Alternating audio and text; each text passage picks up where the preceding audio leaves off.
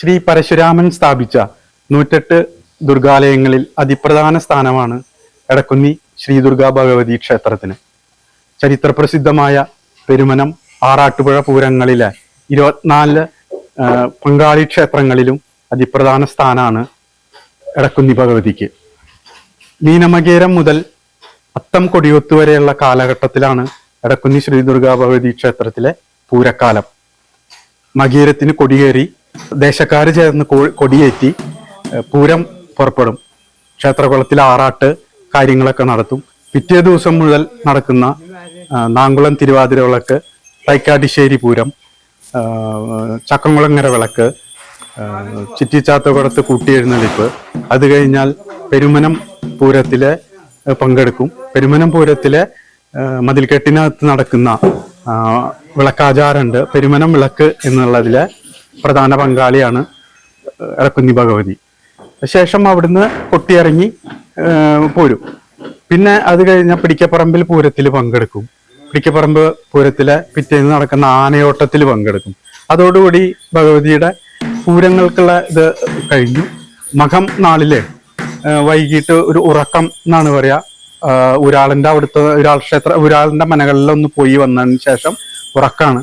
പിറ്റേന്ന് കാലത്ത് അതിരാവിലെ മുമ്പ് പിടിക്കാനായിട്ട് അതിരാവിലെ 3 മണിയോടുകൂടി പാണിയൊട്ടി ഒരു 5 മണിയാകുമ്പോഴേക്കും ചെറിയൊരു മേളൊക്കെ കഴിഞ്ഞ് 5 മണിയാകുമ്പോഴും ആറാട്ടുപുഴ പൂരത്തിലേക്ക് പോകും. അവിടെ ചെന്ന് കഴിഞ്ഞ് കഴിഞ്ഞാൽ മുൻപ് പിടിക്കുക എന്നുള്ള ഇതിലാണ് പോണത്. ശാസ്താവ് അവിടെ ഇല്ല. അപ്പൊ ശാസ്താവിന്റെ മുതലൊക്കെ നോക്കുക, പൂരത്തിന്റെ ഒരുക്കങ്ങളൊക്കെ നടത്തുക എന്നുള്ളതൊക്കെ ആണ് ഭഗവതിയുടെ ഒരു പ്രധാന ചുമതല.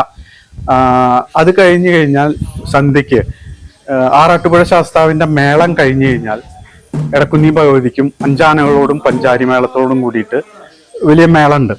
അത് നെട്ടിശ്ശേരി ശാസ്താവിന്റെ മേളം കഴിഞ്ഞാൽ മേളം തുടങ്ങി ചാത്തകുടൻ ശാസ്താവും തൊട്ടിപ്പാൾ ഭഗവതിയും കൂടിയുള്ള പൂരം തുടങ്ങിയതിന് ശേഷമാണ് നമ്മളുടെ പൂരം തുടങ്ങുക.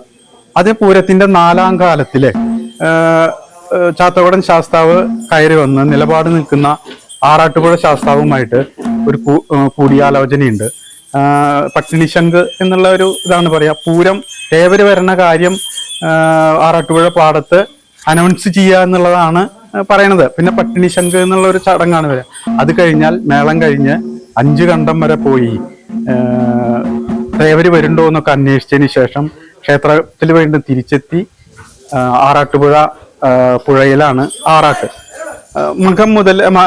മകീരം മുതൽ മകം വരെ ക്ഷേത്രകുളത്തിലും അവസാനത്തെ ആറാട്ട് ആറാട്ടുപുഴയിലാണ്.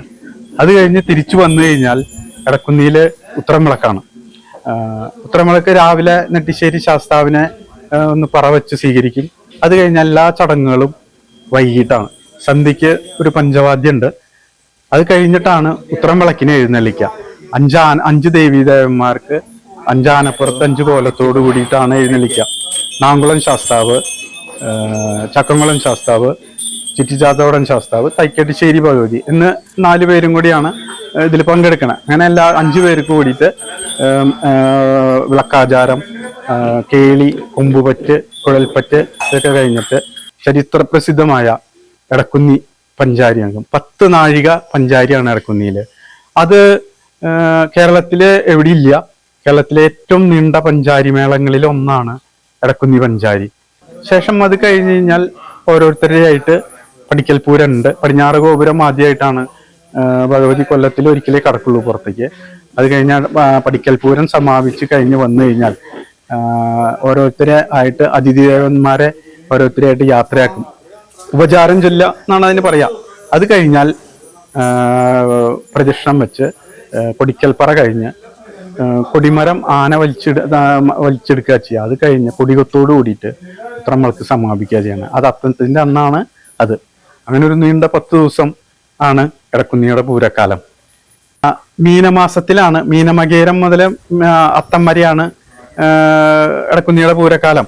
അത് സാധാരണ ഇംഗ്ലീഷ് മാസത്തില് വരിക മാർച്ച് 15 മുതൽ ഏപ്രിൽ 14 വരെയുള്ള കാലഘട്ടത്തിലാണ് വരിക. അതൊരു ഓരോ വർഷവും 10 ദിവസത്തിന്റെ വ്യത്യാസം വരും. കയറി ഇറങ്ങി നിൽക്കും. മലയാളം തീയതികളാണ് പൂരത്തിന് പ്രധാനമായിട്ട് എടുക്കുക. അത് ഇത്തവണ ഏപ്രിൽ 2025 ഏപ്രിൽ 3 മുതൽ ഏപ്രിൽ 10 വരെ ആണ് ഏപ്രിൽ 11 വരെയാണ് ഇത്. 10-ാം തീയതിയാണ് പ്രസിദ്ധമായ ഉത്രംവിളക്ക്.